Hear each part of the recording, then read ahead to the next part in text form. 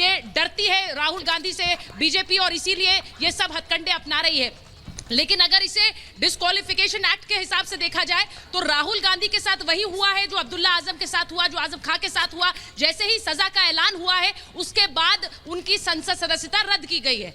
ऐसे में अगर डिस्क्वालिफिकेशन एक्ट के हिसाब से देखा जाए तो जो किया गया है वो बाय द बुक किया गया है, यानी जो दिशा निर्देश है उनके हिसाब से किया गया। लेकिन कांग्रेस पार्टी अब इस पूरे मुद्दे पर प्रदर्शन करेगी। आज अहम है 5 बजे की बैठक जो कांग्रेस पार्टी की होने वाली है, लेकिन उससे ज्यादा अहम है विपक्षी पार्टियों के साथ जो बैठक होगी, क्योंकि कांग्रेस इसे सिर्फ कांग्रेस का मुद्दा नहीं बनाना चाहती है। कांग्रेस चाहती है कि इस मुद्दे पर राहुल गांधी की सदस्यता रद्द होने के मुद्दे पर समूचा विपक्ष एकजुट हो, और यही उसकी कोशिश है। अगर इसे वो सिर्फ कांग्रेस वर्सेस बीजेपी या राहुल वर्सेस मोदी बनाएगी तो हानि कांग्रेस की होगी, राहुल गांधी की होगी।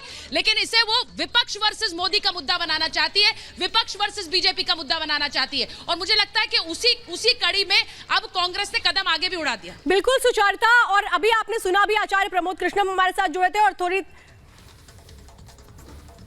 भारतीय जनता पार्टी ये तय कर ले कि अब तो भारतीय जनता पार्टी ही चुनाव लड़ेगी, कोई विपक्ष होगा ही नहीं, वही चुनाव लड़े, वही चुनाव जीते। ऐसा तो डिक्टेटरशिप में सुना जाता था। पिछले दिनों आम आदमी पार्टी ने एक साधारण, और इस वक्त सौरभ भारद्वाज को आप सुन रहे थे जो साफ तौर पे आरोप लगा रहे थे बीजेपी पर। सर ये लेकिन डिस्क्वालिफिकेशन जो है ये चेयर को अधिकार है, स्पीकर को अधिकार है अपने सभागृह का कोई एक मेंबर ऑफ पार्लियामेंट जो है वो प्रदेश में जाकर देश के खिलाफ बात करे। यहाँ लोकतंत्र नहीं है, यहाँ बाबा साहब अम्बेडकर जी ने दिया हुआ जो संविधान है, संविधान से देश चलता है। तो जो डिस्क्वालिफिकेशन का जो निर्णय माननीय स्पीकर जी ने लिया है, जो हमारे ओम बिरला जी ने लिया है, ये निर्णय तो सही है, और उनको राहुल गांधी को सजा मिलना बहुत बड़ा जरूरी था। ये सजा जो है उनको उस कोर्ट के फैसले के बाद मिली है जहां उनको 2 साल की सजा गुजरात सूरत वाली। नहीं, कोर्ट का तो विषय अलग है। मतलब सूरत में जो कोर्ट ने जो जजमेंट दे दिया है उसमें उनको जमानत भी मिली है।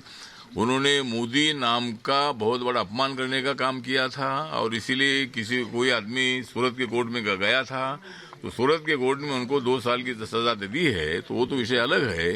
लेकिन डिस्क्वालिफिकेशन का विषय पार्लियामेंट का है, पार्लियामेंट का अपमान हुआ। आप रामदास अठावले को सुन रहे हैं, केंद्रीय मंत्री जो कि राहुल की सदस्यता रद्द होने पर बोल रहे हैं। इस वक्त राशिद अल्वी साहब हमारे साथ जुड़े हुए हैं, कांग्रेस के सीनियर नेता हैं।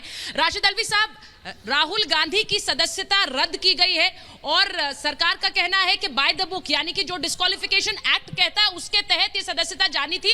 ये तो आप लोगों को भी पता था। देखिए, बिल्कुल ठीक है, 2 साल की सजा के बाद पार्लियामेंट की मेंबरशिप और असेंबली की मेंबरशिप खत्म हो जाती है। लेकिन जिस तरीके से ये सारा कुछ हुआ है, राहुल गांधी ने पूरी कम्युनिटी की कोई बेइज्जती नहीं की। लोग बीजेपी के रोज बोलते हैं कि ये जितने भी आतंकवादी हैं वो मुसलमान क्यों होते, किसी को मैंने तो आज तक नहीं देखा कि सजा हुई है। दिल्ली की हाई कोर्ट कह रही है बीजेपी के एक एमपी के बारे में कि इनके खिलाफ एफआईआर होनी चाहिए। उस हाई कोर्ट के